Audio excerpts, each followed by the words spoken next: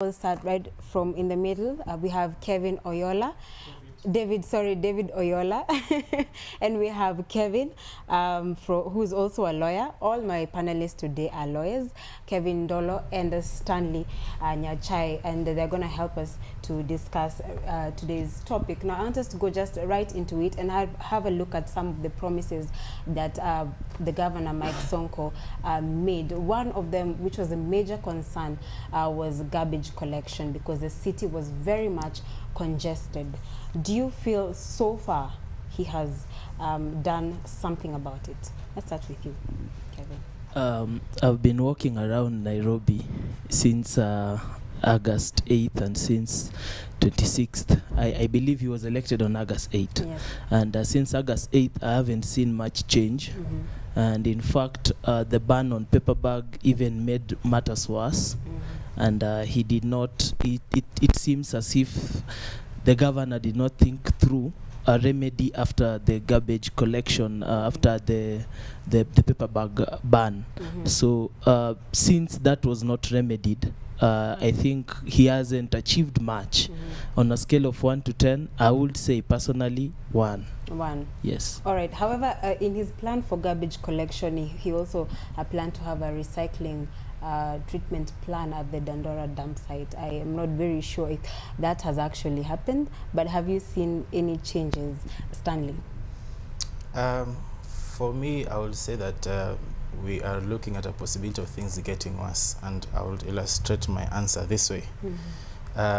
We bring to mind a particular incident where when NASA was having its grand, homecoming, and they were on their way to a particular garden, and somehow they were told that they cannot use the gardens, and human feces was poured there in large quantity to stop the NASA rally. Fast forward to a few weeks later, a particular landlord wants to kick out tenants from his house, and what does he do? He pulls out the pipes and he also pours human feces. If we can have such kind of behavior happening in the capital city, Nairobi, the city under the sun, it shows that the desire to keep Nairobi clean is not there, from the top all the way to the bottom.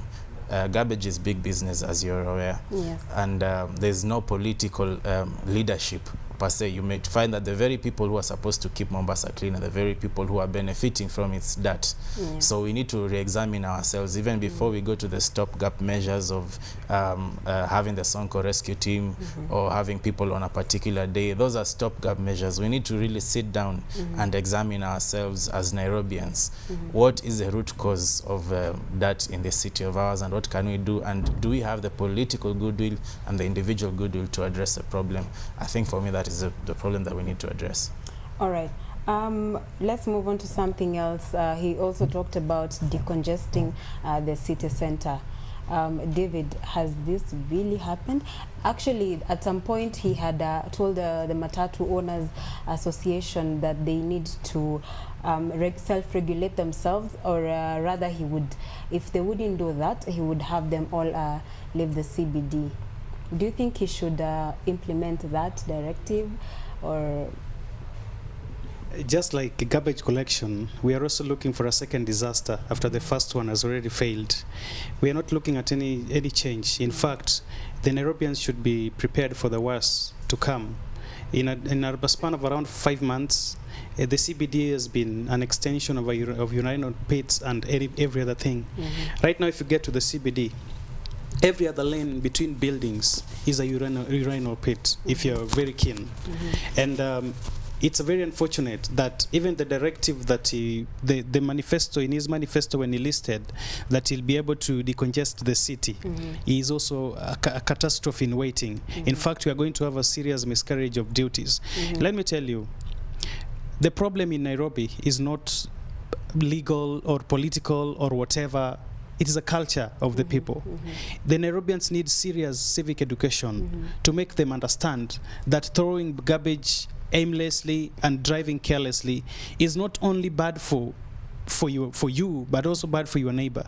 So the biggest problem where the governor should invest, even for 1 year, for one financial year, is serious civic education. Because just like my friends have talked about garbage collection, you know, the dirt has moved from CBD into estates. It's even worse there, very worse. Yes, I have seen a couple of clips on news where people are from various places, Shaurimoy and such places, saying that it's worse for them in their estates than it is.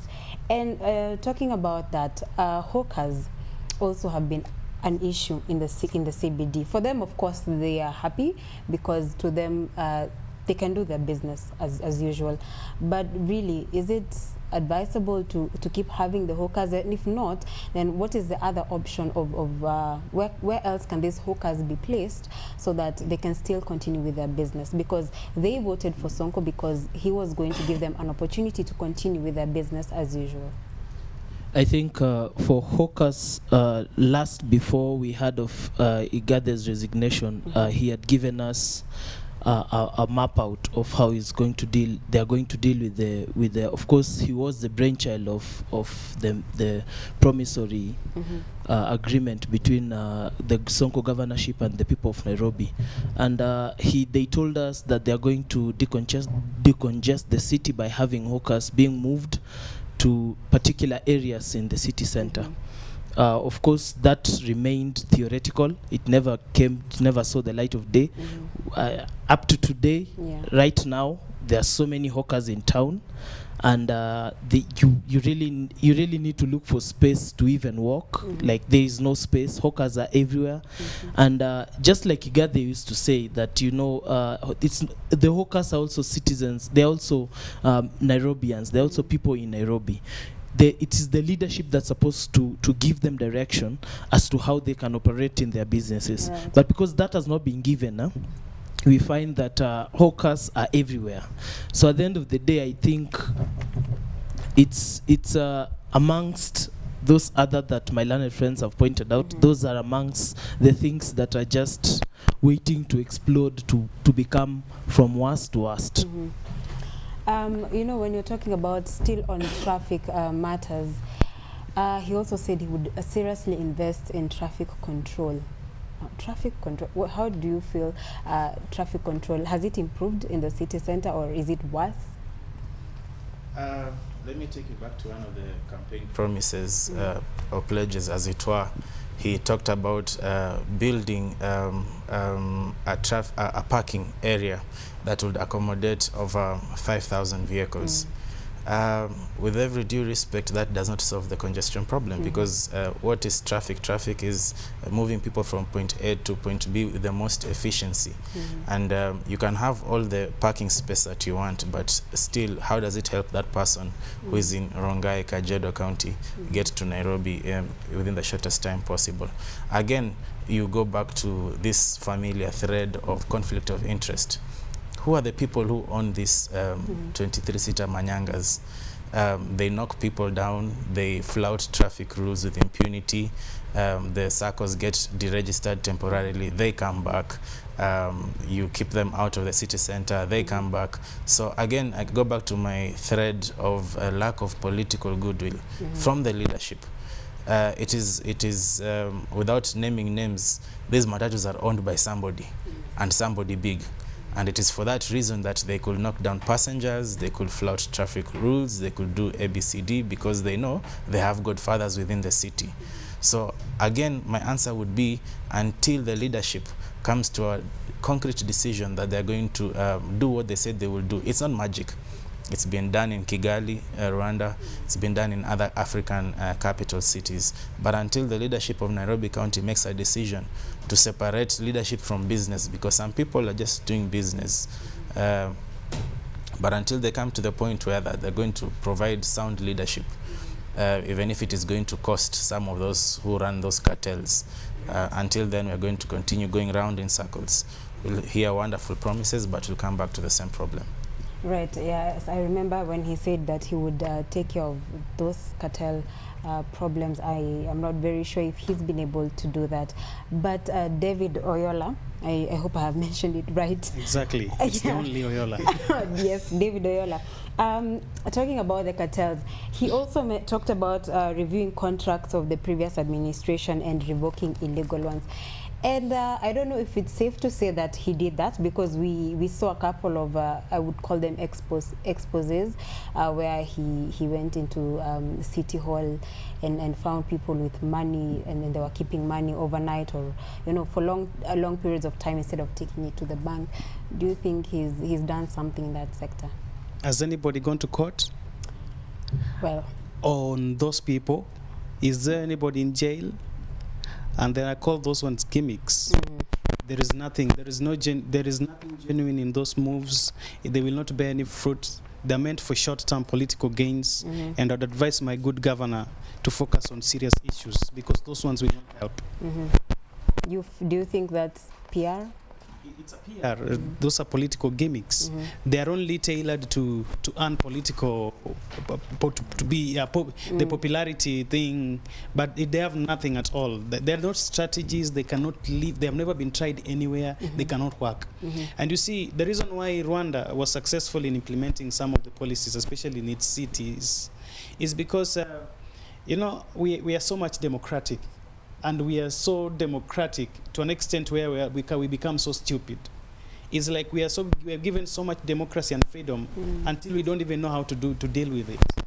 In Rwanda, the president there implements the policies through fear. And he does this thing even by himself, that every Saturday the president is in the street with people cleaning up the city.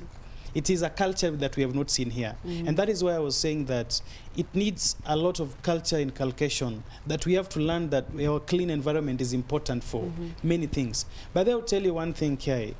Everybody you see walking in the streets of Nairobi or anywhere, people are walking dead. Those are walking dead people. People are so sick. Like what happened with one of the bus that had been deregistered called Marimba. Yes. They knocked somebody's private car. And when the guy got out to complain why the bus hit his car, they didn't beat him much, just a hit and he was dead. So we are looking forward to unhealthy population, where some of them are not only out of dirty environment, but also they're from water diseases, all these kind of things. And therefore, all these gimmicks that my governor keep concentrating on are not the core issues that affect common Mwananchi. And I would advise him to stop them, because before they hit him. Okay, right. Also, another sector that he talked about that was very of much concern, especially to the youth, who are our major viewers, is job creation. Is it also safe to say that he's tried his best by at least making sure the youth have jobs with the Sonko rescue team? I think, just like my learned friend has said, these are all political gimmicks and shenanigans, because at the end of the day, he brought young people, gave them some overalls written Sonko rescue team on the back. We had the young people complain that they went for days without being paid. They did, and their job description was very particular, just removing posters and sweeping. So at the end of the day, that young man, that young lady, goes back home unemployed, because really you cannot be a casual laborer and say you are employed, because whatever they were being paid by the county cannot even be taxed in the first place. It's not taxable. So at the end of the day, looking at what Sonko is doing, Sonko is trying to play PR with us, because at the end of the day, this is Nairobi City Under the Sun is like the third best city in East and Central Africa. And the way it is being governed right now, it's being governed worse than I can bet you that in the next 10 years, even Kisumu County will be better off than Nairobi County if the same continues. Because we can see Governor Nyong'o doing a lot of serious work and bringing a lot of sanity from the grassroots level. Okay. not these shenanigans of Sonko Rescue Team, which you have, if it's coming to do the job that firefighters need to do, you have to pay them for that service. But at the end of the day, they don't even deliver. Right. So it's political shenanigans and gimmicks. Okay. So there's two scenarios here. When Kidero was governor, he increased taxes by I think about 100%. But then when Sonko came, he decided that he's going to lower things, parking fees, and any other fees that had been increased. He decided to do so. Which of the two scenarios would you say is ideal if there is transparency in the way the money is being used? Which of the two scenarios is workable? Okay, let me start my answer with a simple illustration. When we've talked about my co-panelists, my learned friends have talked about the incidents of Governor Sonko and the deputy governor. I say that intentionally. Igathe walked into City Hall and finding cash that has not been banked from the previous day's proceeds, and declaring that all of a sudden Nairobi County is now making up to 8 million shillings in revenue. Fast forward again to a few days, and then you'd hear Governor Sonko complaining that the central government has not remitted through the National Treasury enough funds, and therefore workers of Nairobi County are not paid. So my question then comes, if these people are now making more money, up to 800% more than what they were making during Kidero's time, where is the money? Why can't you afford to pay your county workers? So I will not want to make it a continuous cry, but things have to add up. And the solution is not in taxing heavily the common mwananchi. You see, the problem that the Kenyan government that we have, and I'd say this in generality from national governments to county governments, is that we are lazy. We get ourselves into problems and then we transfer the problem. So once the county government is not able to find innovative ways of revenue, what do? You tax the mwananchi. Every time there's a problem somewhere, corruption has cost the economy, you tax the mwananchi. So that is not the way to go. The way to go is to increase the tax base. Who are those people who are not paying tax? Let's bring them on board. We have intellectual property. We have arts and culture. How is it taxed? You have the Juakali sector. How is it taxed? You have small-scale retailers and SMEs, entrepreneurs of that sort. The mama mbogas, do they pay their tax? Do they file their returns? So we should consider a compromise between the two, not running to the citizen to increase the tax every time there's a problem of revenue. Right, David, just in response to the same, and you've talked about the mama mbogas, but in his manifesto he actually said he would exempt vegetable vendors and salon owners, the low in the poor rather. He said, what's your take on that? There's a notice I read when the term for the governor was just starting, when it went out that the hawkers are supposed to pay 2,000 shillings per year. I think I saw something of that kind. I would start by the parking thing. I would suggest that increases the parking fee, because luxury, having a car is a luxury. Luxury you must pay, just like you enjoy it. The more luxury you want, you must pay more. And the idea behind normally overtaxing or taxing much or much more for people who have vehicles in the cities is to decongest it. If you go to the European countries, they tax much for vehicles to get into the city. So you decide, you leave your vehicle, you take a bicycle to work. I think that was the whole idea. That was the whole idea when the former governor introduced a lot of taxation so that decongestion takes place. The moment the governor said he will reduce it is when he introduced crisis into the city to his disadvantage. He didn't know, though. I don't think he knew. I knew he wanted votes, but strategically, it's not good for him to run. Mama Mboga, I have no problem at all. By the way, personally, I have a different opinion. We should have more hawkers allowed to do business. Let me tell you one thing. Money right now is not in offices. Money now is walking on its feet. In fact, one of the richest people who cannot go Even a day without having enough 1,000 shillings is either a conductor, a makanga wagari, or a mamamboga. Because money lies in the streets. It is not in the offices. In the office,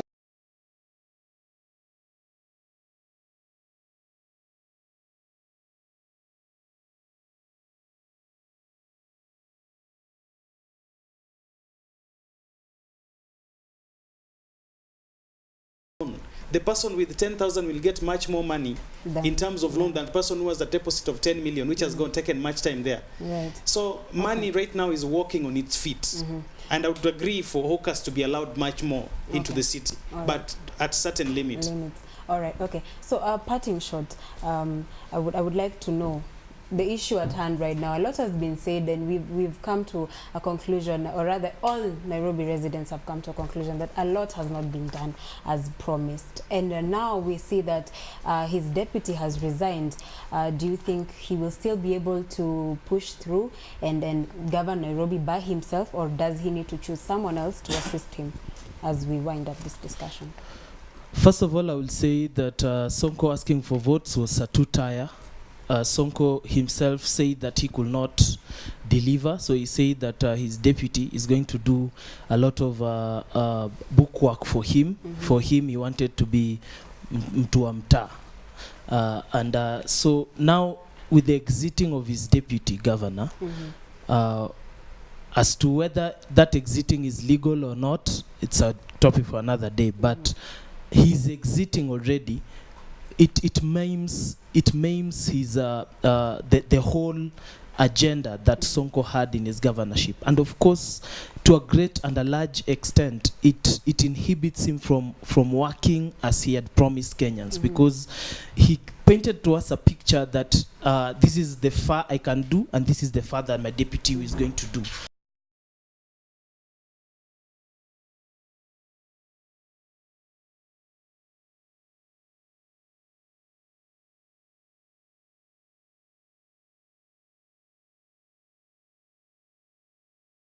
Is the case, then Sonko cannot really perform as a governor for the remainder of the term that is remaining. All right. Thank you so much, gentlemen, for your insights on that particular topic. Thank you for coming today. Yes. So we have come to the end of our discussion today. Well, we are yet to see. Our governor Sonko still has time, so we are yet to see if he can be able to work on those other areas. Thank you so much for watching Y254. We can continue with that discussion on our social media at Y254 channel. The hashtag is Y254 updates. My name is Christine Kia. I do wish you a good night, but up next is presenter Ali and his crew with Y Mashariki. Good night.